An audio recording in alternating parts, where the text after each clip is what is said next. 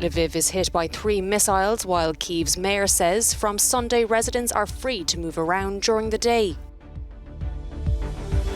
The defense of NATO member states is sacred, according to US President Joe Biden.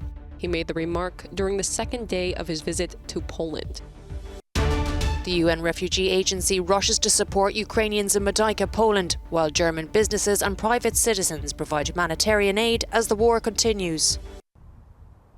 Lviv in the west of Ukraine has been hit by multiple airstrikes. The region's military made the announcement on Saturday afternoon after 1 missile landed close to the city's communications tower. Kyiv's mayor has lifted the curfew in the capital, which was supposed to be in place until Monday morning. But from Sunday, the city's residents will be free to move around during the day. Meanwhile, Ukraine's President Volodymyr Zelenskyy has addressed the Doha Forum, calling on Gulf states to increase their energy production. Make Russia understand that no state should use energy as a weapon to blackmail the world, he said.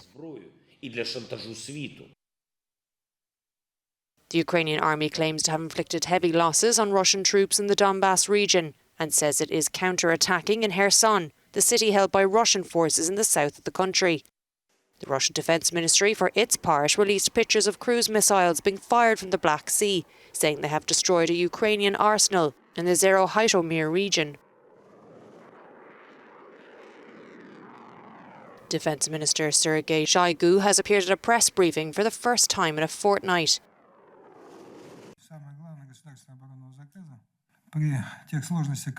Despite the difficulties we have today, he says, we are fulfilling the state defence order in a planned manner. We continue to advance the supply of weapons and equipment using credit funds. His absence has sparked speculation that there were internal discussions within the Russian leadership. Moscow says that its focus will now be on the Donbass region. But it remains to be seen what the military intends to do concerning operations in the rest of the country. Combat was again reported on Saturday in the devastated port city of Mariupol. A meeting of heads of state in front of Poland's presidential palace in Warsaw. US President Joe Biden met his Polish counterpart Andrzej Duda on the second day of his visit to the country. During the meeting, President Biden said that NATO's Article 5 guarantee of mutual defense is sacred, and he stressed the need to strengthen NATO's eastern flank. The United States and my colleagues on this side of the table have heard me say it many, many times. We take Article 5 as a sacred commitment, not a throwaway, a sacred commitment that relates to every member of NATO. President Biden also met with Ukraine's foreign and defense ministers in a hotel that was opposite of a train station that many refugees use to enter the country. Ukraine's foreign minister said that the group discussed ways to prevent Russia from using other countries to bypass sanctions. He added that it is very important not only to impose sanctions, but also to cut ways for Russia to bypass them. Today we have discussed our concrete ideas about this. It can be said that Russia is trapped in the sanctions boiler that will be heating up during the coming days and months.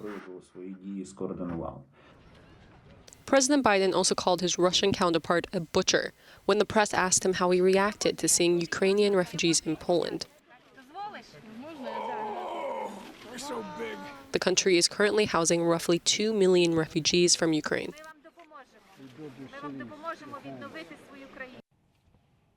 134 Ukrainians have flown to Frankfurt, Germany from Moldova.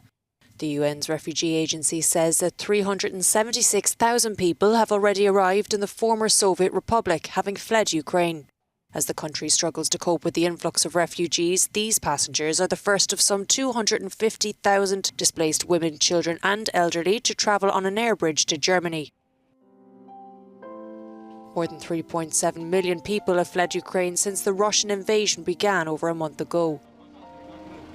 At the Medyka border crossing, officers from the UN are working alongside local authorities and volunteers to provide maximum support to some of the 2 million refugees who escaped to Poland. Helping arrivals with special needs and health problems is a top priority. protection, essentially, the first thing fundamentally is that people who are fleeing really dangerous situations where their life is in danger are able to access safety.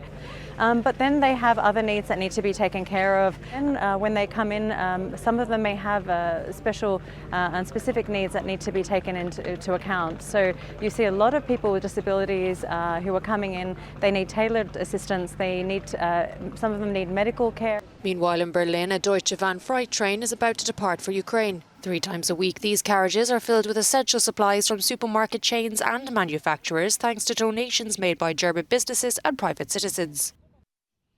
Let us also reaffirm that the United States has led calls for increased sanctions on North Korea following Pyongyang's first long-range missile test for almost 5 years.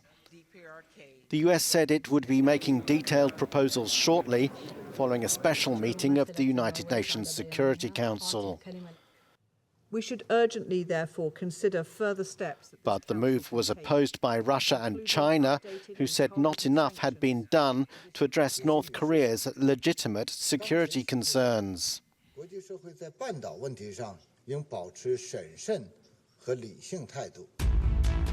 North Korea's leader, Kim Jong-un, released a Hollywood-style video to announce the missile launch.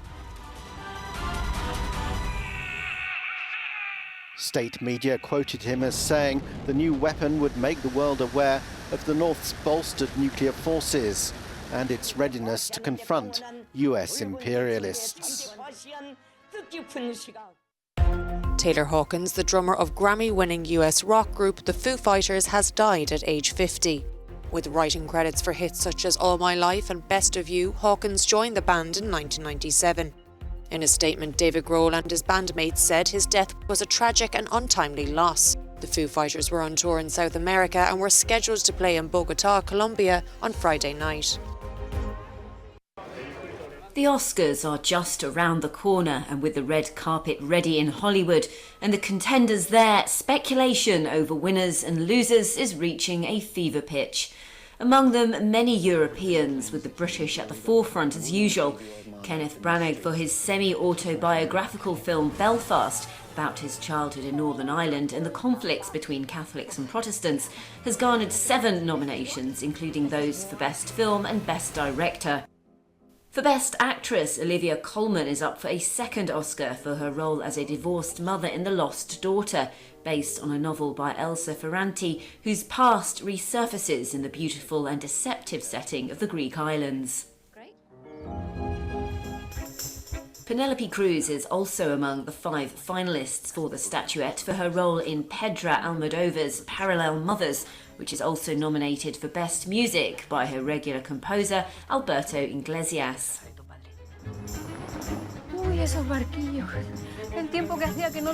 While Mr. Cruz, Javier Bardem, will be up for Best Actor Oscar for his role in the biopic Being the Ricardos, alongside Nicole Kidman, against the great favourite, the British Benedict Cumberbatch, for his role in Jane Campion's The Power of the Dog, which leads with 12 nominations.